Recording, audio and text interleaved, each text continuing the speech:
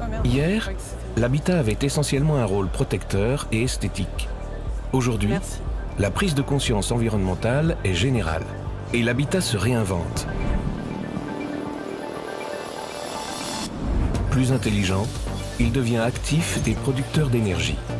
Face à ces grandes mutations, nous, les femmes et les hommes de Terreal, avons décidé de nous mobiliser et d'agir ensemble pour guider et aider les professionnels à prendre ce virage technologique grâce à notre connaissance du marché de la couverture, notre engagement responsable et notre capacité d'innovation.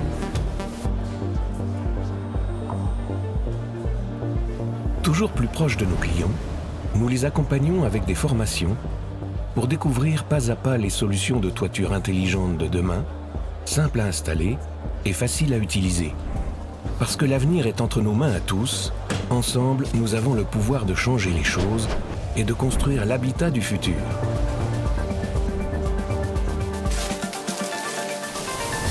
Imaginer pour voir plus loin, agir pour façonner le monde, s'engager pour les générations futures. Ensemble, choisissons des solutions énergétiques vertueuses, renouvelables et utiles, à la fois évolutives et adaptées aux besoins de chacun.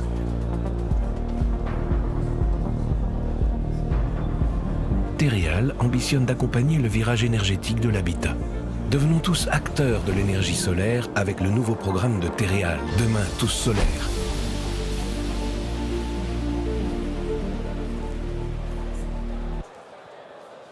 Bonjour à tous. Vous m'entendez bien? Un petit peu plus fort. Donc bonjour à tous, merci d'être venus si nombreux. Alors le sujet du jour c'est RE 2020 et solaire. On va se poser la question, est-ce que les panneaux solaires photovoltaïques sur les logements sont un atout pour appréhender cette nouvelle réglementation environnementale? La nouvelle réglementation, la RE 2020, donc, est applicable au logement depuis le 1er janvier 2022.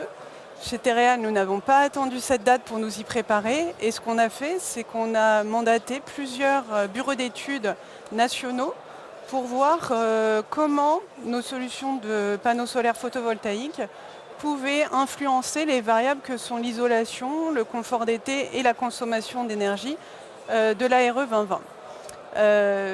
Un des bureaux d'études qui nous a accompagnés, c'est Bastide-Bondou. Et je vous propose de voir en vidéo Monsieur François Turlan, PDG de Bastide-Bondou, qui va parler de ce partenariat qu'on a eu ensemble. J'ai oublié de vous présenter, excusez-moi. Pas grave. Donc, sans plus attendre nos intervenants, Jean-Philippe Montluy-Bonner, donc qui est responsable service technique et assistance client. Il est expert de la RE 2020, spécialement sur la partie bâti. C'est ça. Et Vincent Barrault, directeur des ventes solaires en France. Il est expert de la RE 2020 lui aussi, mais plutôt sur la partie équipement. Et là, je vous propose de passer la vidéo de Bastide-Bondou.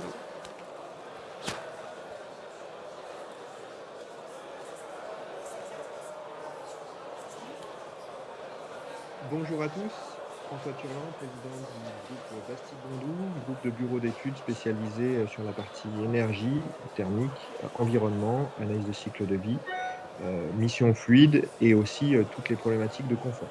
Aujourd'hui, le groupe Bastide-Bondou, c'est deux structures principales avec 80 personnes qui travaillent pour les constructeurs et les promoteurs sur la conception de leurs bâtiments. Si je suis parmi vous aujourd'hui, c'est que nous avons été missionnés par Terreal et les équipes et leurs équipes pour optimiser les projets RE 2020. Alors, en amont de la mise en place de la RE 2020, nous avons mené plus de 100 simulations sur des projets répartis sur différentes zones climatiques.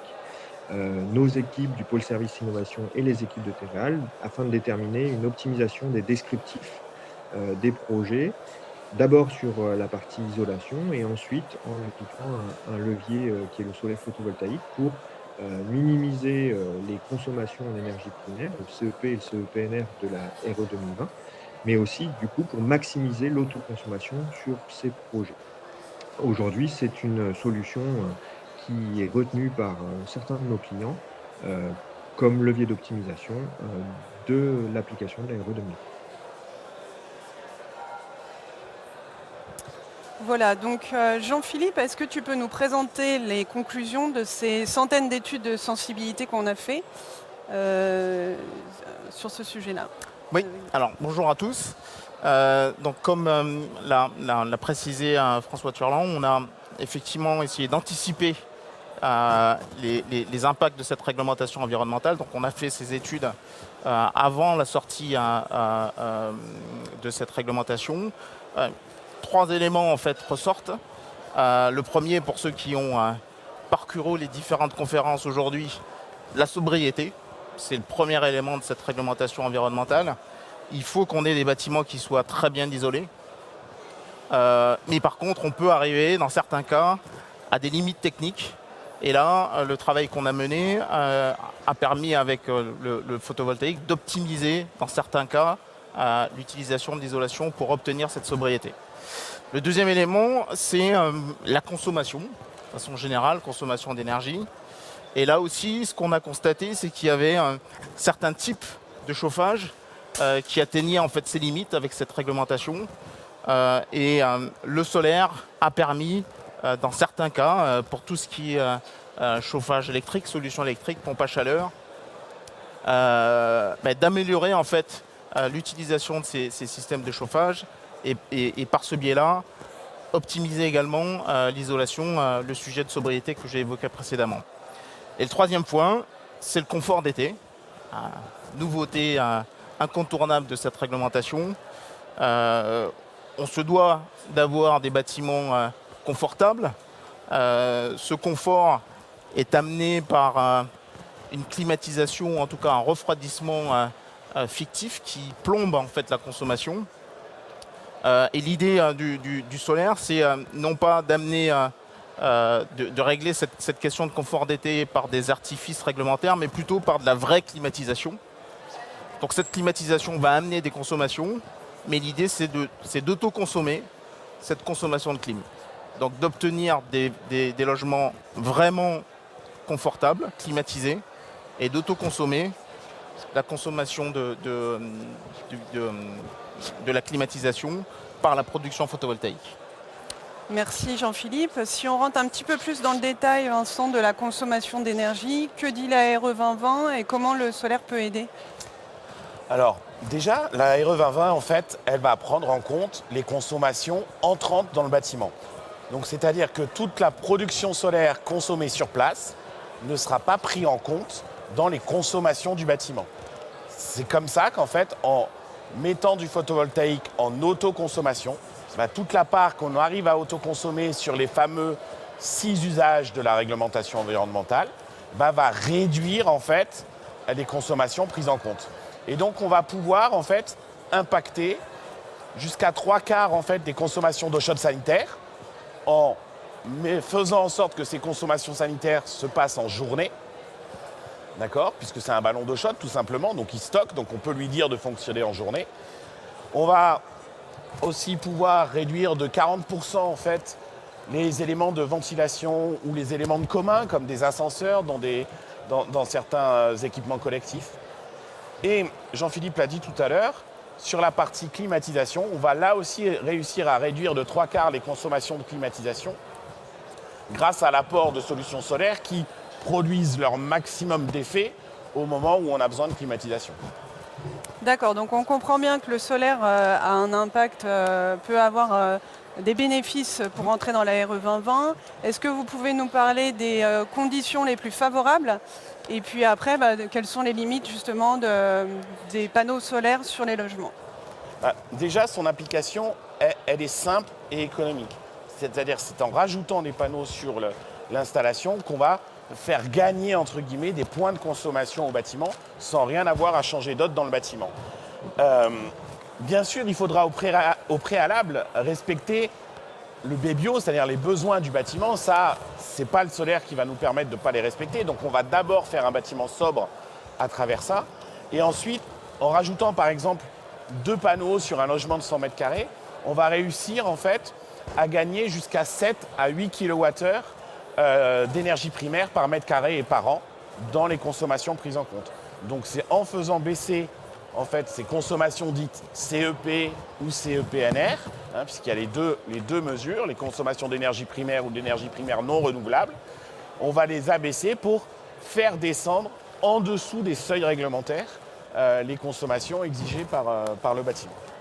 Voilà.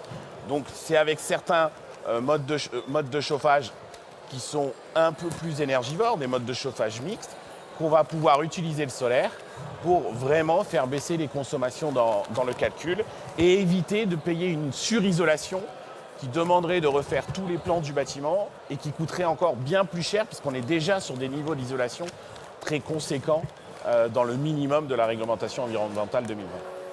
D'accord. Et du coup, dans quel cas c'est moins favorable l'utilisation des panneaux solaires? Comme l'a dit Vincent, pour respecter la réglementation environnementale, il faut d'abord avoir un bâtiment sobre.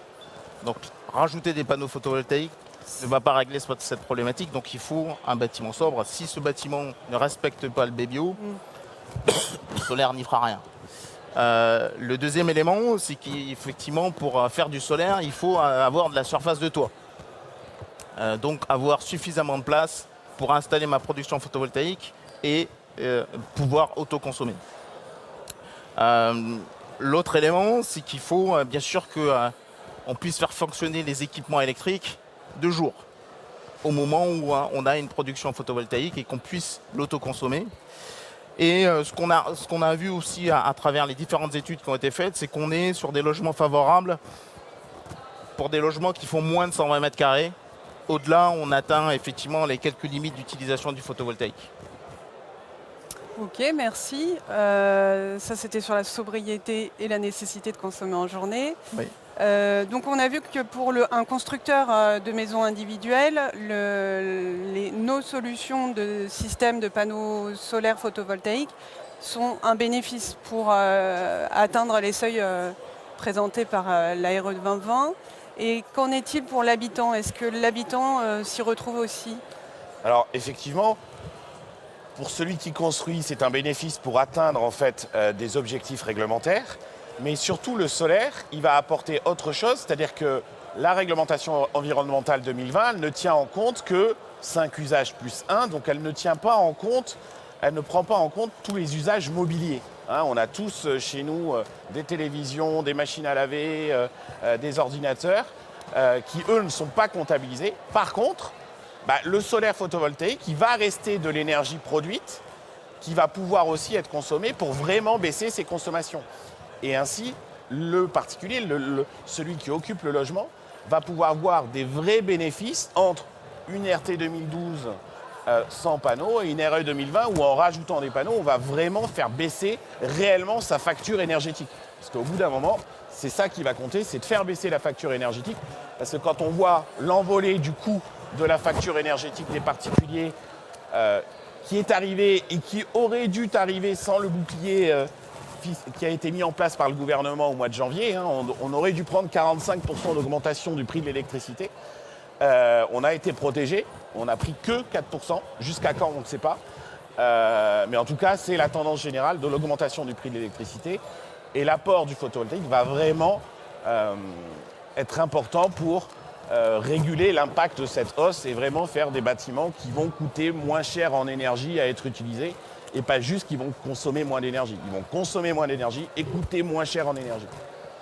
L'ARE 2020, donc c'est l'énergie, c'est aussi le carbone. Donc qu'en est-il du bilan carbone de nos panneaux photovoltaïques? Donc on va effectivement rajouter des panneaux. Alors quand on dit rajouter, on va des fois prendre la place d'éléments de couverture. Donc on va avoir un bilan carbone légèrement différent. Il faut savoir déjà que dans la réglementation environnementale, on a pris en compte que la part autoconsommée du photovoltaïque. Donc au même titre, on ne prend en compte que le poids carbone des panneaux au prorata de son autoconsommation. Pour faire clair, le premier panneau, qui est le panneau qui autoconsomme le plus, a un poids carbone plus lourd que les panneaux suivants, qui au bout d'un moment, on n'arrive plus à autoconsommer puisqu'on produit trop. Donc ça, c'est le premier point. Donc c'est déjà un poids carbone beaucoup plus faible de ce qu'on a pu voir dans les expérimentations précédentes. Ensuite, on a, nous, travaillé en fait sur toute la chaîne logistique pour faire baisser le bilan carbone de nos produits. On a par exemple aujourd'hui une fiche profil environnemental produit qui est publiée sur la base INIES qui baisse de 60% en fait l'impact carbone des produits mis en œuvre par rapport à la valeur par défaut. Et on aura bientôt, d'ici 2 ou 3 mois, une nouvelle annonce à faire sur des produits encore plus bas carbone, justement pour limiter au minimum ce poids carbone sur les bâtiments. Et je pense, Adeline, ça fait aussi écho avec toute la stratégie du groupe sur le fait de baisser nos émissions de carbone Oui, tout à fait. Ouais. plus globalement qu'à travers les panneaux solaires. Au niveau du groupe, effectivement, on se l'applique aussi à notre entreprise. Stereal est engagé depuis 2016 dans la diminution de ses émissions de CO2. Notre feuille de route, elle est définie jusqu'après 2030. Et comme exemple, eh bien, vous savez qu'on est aussi tuilier et briquetier. Et on cuit nos tuiles à Chagny. Un quart de nos tuiles sont cuites au biométhane. Ça, c'est un premier exemple. On a une autre usine, donc Chagny, c'était en Bourgogne. On a une autre usine en Nouvelle-Aquitaine où on a transféré toute une gamme de produits d'un four plus énergivore vers un four moins énergivore. Donc, c'est des millions d'euros d'investissement aidés par la région et l'ADEME pour diminuer nos émissions de gaz à effet de serre. On a un exemple aussi en termes de panneaux solaires. 8 de nos sites, de nos terrains, qui sont des anciennes carrières ou d'autres, vont être transformés en centrales solaires. On a un partenariat avec un leader de l'énergie pour produire de l'électricité renouvelable et compenser ainsi 70% de nos consommations d'électricité. Et on a un plan à 2030 pour compenser 100% de notre électricité consommée. Voilà, on a terminé pour notre présentation et on aimerait avoir vos questions. N'hésitez pas. Parfait. Il y a une question là-bas.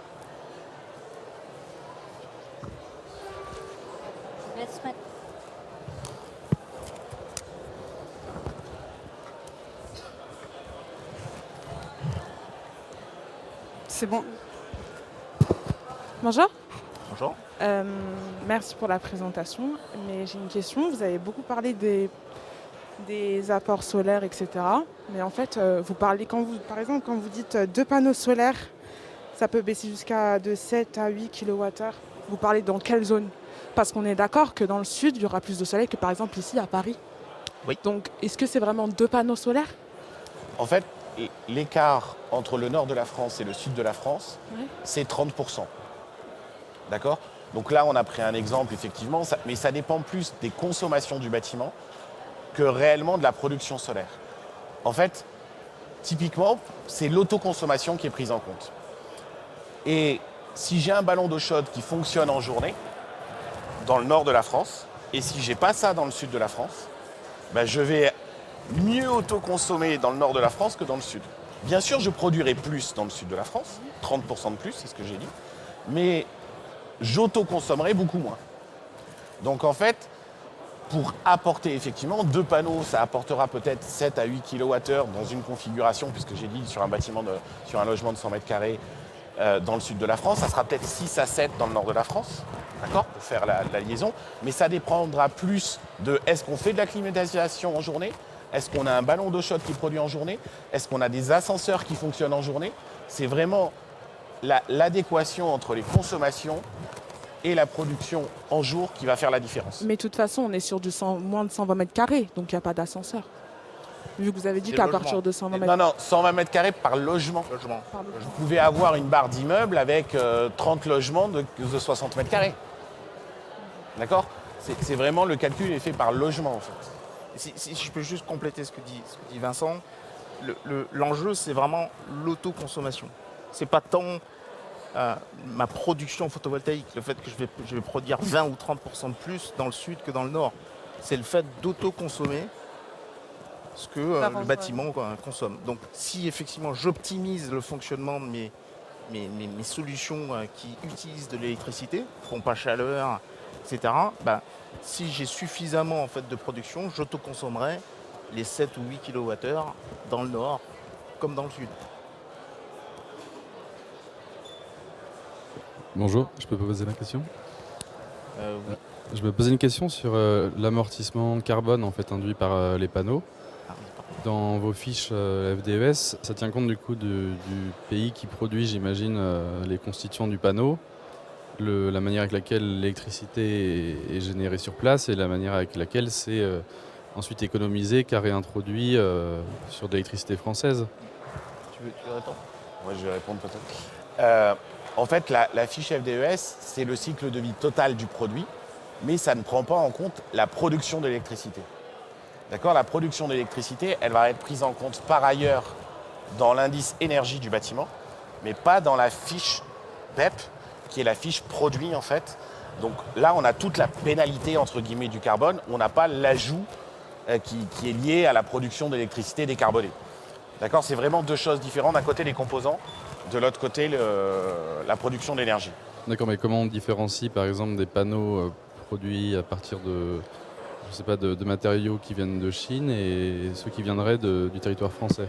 C'est tout l'objet d'avoir une fiche de production environnementale et de production, c'est-à-dire qu'on a mesuré et fait vérifier, surtout parce que mesuré et fait vérifier où était produit toute la chaîne logistique, y compris l'extraction du silicium, en fait, qui est le poids principal en carbone des produits.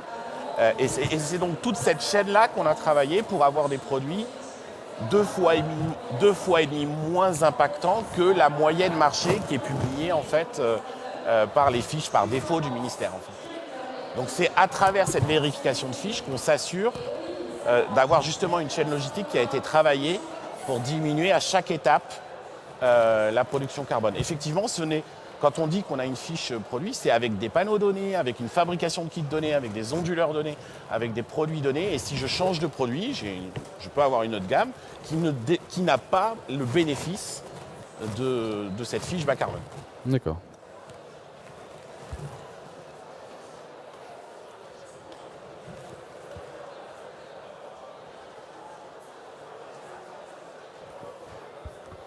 Bonjour. Vous avez parlé, enfin, l'ARE 2020 donc, concerne la construction, les nouvelles constructions. Sur la rénovation, est-ce que, dans le cadre de rénovation qui n'est pas soumis à l'ARE 2020, est-ce que vous avez étudié l'avantage d'installer des panneaux photovoltaïques? Est-ce que vous avez le même type de bilan Je réponds aussi. Vas-y. Les calculs sont un peu plus simplifiés en rénovation. C'est-à-dire c'est aussi l'autoconsommation qui est prise en compte, mais cette fois-ci, on prend l'autoconsommation, y compris des usages ménagers. Donc en fait, en valeur, il va apporter un peu plus que sur la réglementation environnementale. Par contre, on a plus de points à gagner, on va dire. Donc, plus vous aurez un logement énergivore électriquement, plus le PV apportera. D'accord ? Pour faire une extrapolation, si vous avez un logement énergivore en fiche classée F, en électrique, vous allez à peu près avec une installation solaire dimensionnée pour le bâtiment ou pas surdimensionnée, vous allez faire baisser de 10% la valeur de votre fiche. D'accord ? Ça ne suffira pas à faire tout seul de la rénovation énergétique, mais ça va participer à descendre en fait l'étiquette énergétique du bâtiment. Et pour l'utilisateur, les bénéfices sont encore plus importants. Oui, voilà, pour l'utilisateur, vu qu'il consomme plus, il autoconsomme encore plus et donc il a encore plus de gains économiques, bien entendu, sur le bâtiment. Bonjour, j'aurais une question sur la durée de vie théorique des panneaux dans les fiches FDES et votre retour sur la durée de vie réelle des panneaux solaires, enfin, si vous en avez, et quel entretien justement pour ces panneaux pour les faire durer le plus longtemps possible. Toujours bon. Alors, moi, je vais répondre sur la fin, sur l'entretien. Alors, j'ai des panneaux chez moi.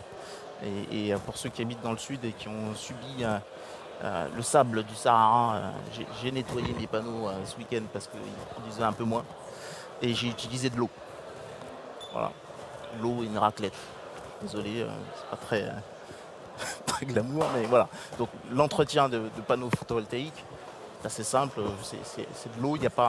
Par contre, il y a une nécessité effectivement à entretenir régulièrement ces panneaux pour ne pas avoir une perte potentielle de production. Mais c'est tout ce qu'il faut faire pour la partie entretien. Et sur la durée de vie ?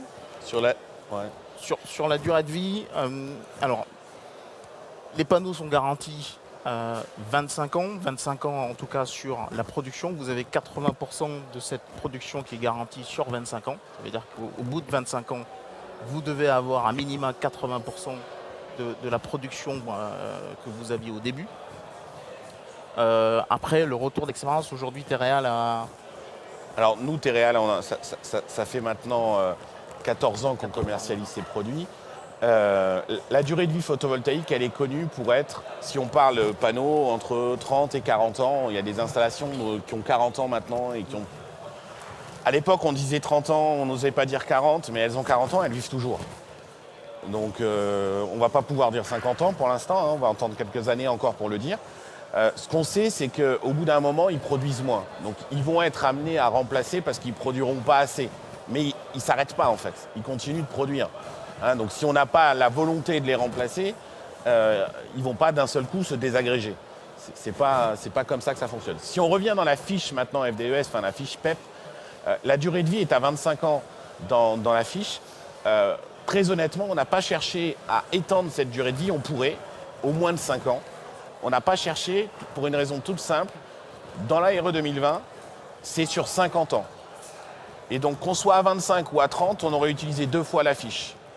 Donc il faut être très technique, ça ne sert à rien de se battre pour des pouillèmes quand au final ça ne changera pas le calcul réaliste. Réglementaire. Voilà.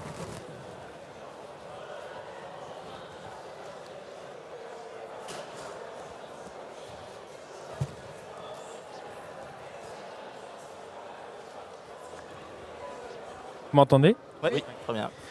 J'avais une question sur la courbe de prix et de performance des panneaux. Comment elle évolue? Bon, on connaît l'histoire de l'ordinateur. Là, on a l'impression que ça plafonne un peu, même si ça a baissé. Et est-ce qu'on atteint des plafonds techniques? Est-ce qu'il y a des ouvertures sur des technologies? On voit dans des revues scientifiques régulièrement, à chaque fois, des espoirs sur des technologies qui seront bien plus performantes en termes de rendement. Et pourtant, on ne voit rien arriver sur le marché.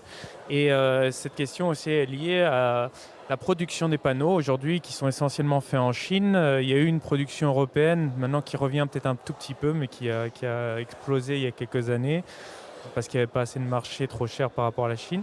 Ça, du coup, qu'est-ce que vous pouvez nous dire sur le futur technique et coût? Globalement, effectivement, le photovoltaïque a suivi une courbe un peu comme les ordinateurs qui ont augmenté exponentiellement en puissance. Là, comme le prix est lié à la puissance installée, inversement, on a augmenté en puissance et donc on a fait baisser le prix relatif. Jusqu'à il y a 1 an et demi. Depuis 1 an et demi, les augmentations des coûts de fabrication liées à l'augmentation de l'énergie au sens large, à l'augmentation de l'activité depuis 1 an mondiale, fait que les panneaux ont plutôt remonté en prix pour la première fois depuis leur existence. On sait qu'il y a encore des technologies qui vont nous faire gagner des watts au mètre carré, d'accord? Donc, ils vont potentiellement faire descendre le coût global du panneau. Maintenant, attention, en France, le panneau, c'est 1/3 du coût de l'installation. Donc, même si je baisse de moitié 1/3 du coût de mon installation, il y a les deux autres tiers. On ne baissera pas le coût de la manœuvre en France. On ne baissera pas l'adaptation au toit en France. Enfin, on a déjà fait beaucoup d'éléments sur la baisse des coûts des systèmes électriques. Il faut savoir qu'aujourd'hui, c'est reconnu par beaucoup de monde, l'énergie photovoltaïque de masse, c'est l'énergie la moins chère du monde. Si vous regardez en coût de fabrication d'un kilowattheure électrique via le photovoltaïque, quand on compare ce qui est comparable, c'est-à-dire si on compare des grosses centrales à des grosses centrales, c'est l'énergie la moins chère du monde. Si vous regardez les derniers rapports qui ont été remis au gouvernement sur les prospectives nucléaires, pas nucléaires, 50%, dedans, quand vous voyez le coût du photovoltaïque, c'est le coût très bas. Donc oui, on va encore gagner, mais c'est marginal sur le coût global.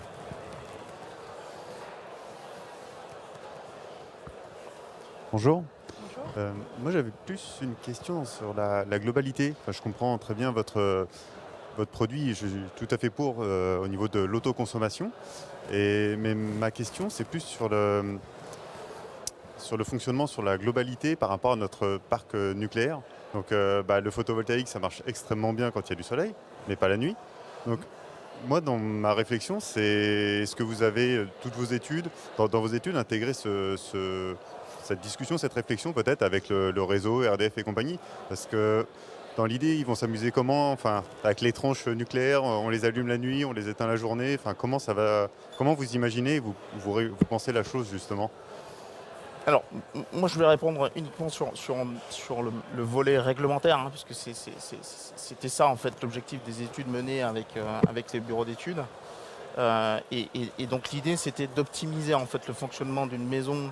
Je vais prendre un exemple avec un ballon d'eau chaude, une pompe à chaleur thermodynamique, pour le chauffage une PAC RR. Et donc de voir comment intégrer en fait du photovoltaïque dans cette maison pour autoconsommer, optimiser l'isolation et être, on va dire, conforme avec le coût le plus faible.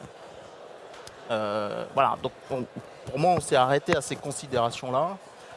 L'intermittence, ce que je comprends, c'est l'intermittence du photovoltaïque face au fonctionnement continu des centrales. Pour vous répondre franchement, on n'est pas allé jusque-là dans la réflexion. Voilà. On a un stand Téréal, parce que je vois que le temps est écoulé. On a un stand numéro 20, donc juste à côté du buffet, à gauche. Si vous voulez nous poser plus de questions, on vous attend. Merci à vous. Merci beaucoup.